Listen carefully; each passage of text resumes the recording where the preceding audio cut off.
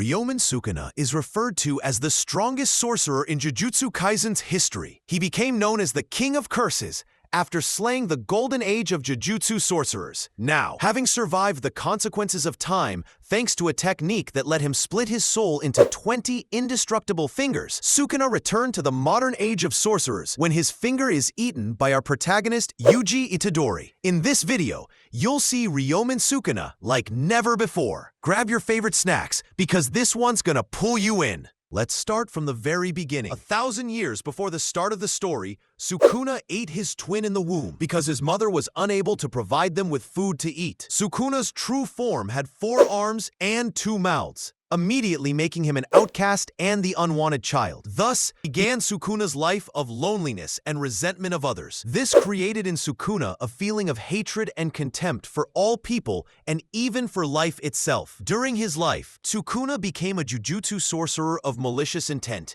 He killed many of the sorcerers of the golden era of Jujutsu. Sukuna ruled the Heian era, annihilating multiple clans as well as anyone else in his way. Before he passed, Sukuna met a sorcerer named Kenjaku and entered a binding vow with him. This vow would allow Sukuna to live on after death, with the caveat that Sukuna's soul would be split into his 20 fingers and become a cursed object. Sukuna's hatred and condescension toward other people would eventually bring him into severe conflict with his first wrestle, YUJI.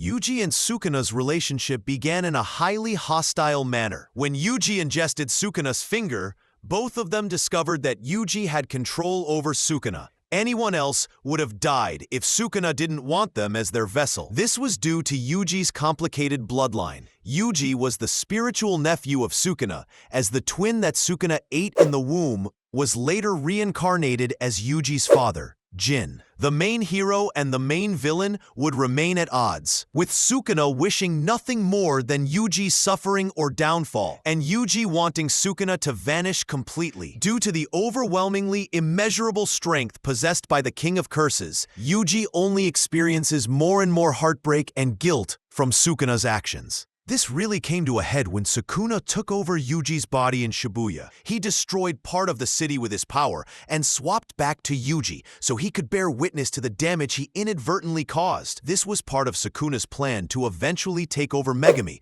who would be a much more compliant vessel than YUJI. In Chapter 212, he took over Megami and confronted YUJI physically for the first time. There, the two's ideological differences would clash. With YUJI wondering why people like Sukuna can't just live normally, Sukuna responded that humans exist to be devoured and destroyed. The King of Curses then left the battlefield, mocking YUJI's miserable face, setting an emotional tone that would continue between them. Then in Shinjuku Showdown battle, Sukuna became the final antagonist as he battled all the available sorcerers who could even stand a chance against him. It seemed that nobody could beat the legendary King of Curses. Even Satoru Gojo, who had confidently declared his superiority over Sukuna in Episode 2. In the end, he was defeated as well. Whether he could have defeated Gojo without Maharaga will always be debated in the fandom. But the Gojo vs Sukuna battle ended with only one clear triumph. Sukuna briefly showed some honor by praising the dead Gojo and promising to remember him forever. But the next attack quickly brought the King of Curses back to his usual arrogant self. Gojo's attack certainly weakened Sukuna, but he was still able to fight off, defeat, and kill multiple Jujutsu sorcerers. The massacre from Sukuna became known in the fandom as the Sukuna cycle, a phenomenon where a new contender would join the fight, and Sukuna would quickly dispatch them.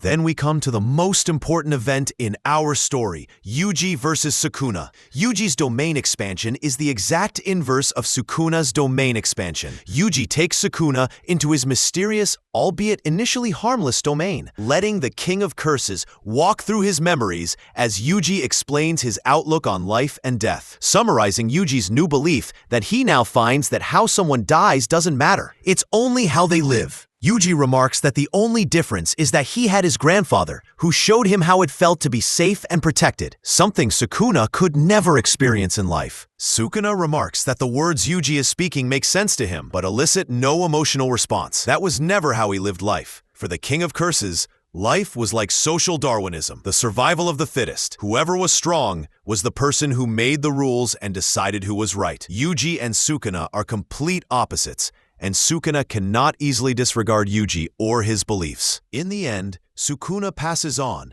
but he encounters Mahito on the roadway of souls before his soul entirely dissipates. Mahito reveals the truth behind Sukuna's actions. Sukuna didn't become a monster for no reason. He became an abomination seeking revenge. To get revenge against all the people who hated him, Sukuna became who he was. At first, he remarks that this changes nothing. This was always going to be his nature. However, seemingly motivated by Yuji's words, Sukuna suddenly realizes this was never the case. He did have two different chances to decide how to live. Sukuna now sees that the way he was living life, rejecting love, being alone, and wasting people's lives for no reason wasn't correct because he couldn't defeat YUJI in the end. YUJI was a far weaker sorcerer than Sukuna, but because of how YUJI lived his life, he could still defeat Sukuna. Sukuna's social Darwinistic mindset proves that YUJI's way is right. As a result, Sukuna chooses to try life again, but in a new way.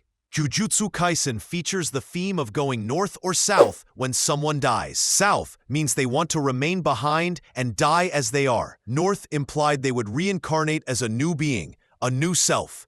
And Sukuna decides to abandon his old mindset and goes north. With Sukuna, Yuji's character arc turned back around. Gege uses Sukuna's transformation to show this. Due to Yuji's enlightenment, he can reach the King of Curses and present him with the opportunity to retry living. But this time, finding the love he was denied. With Urami by his side, it may be possible that the former King of Curses can live a better life in his rebirth. This is how Sukuna's story ends, moving on to find a way to understand love.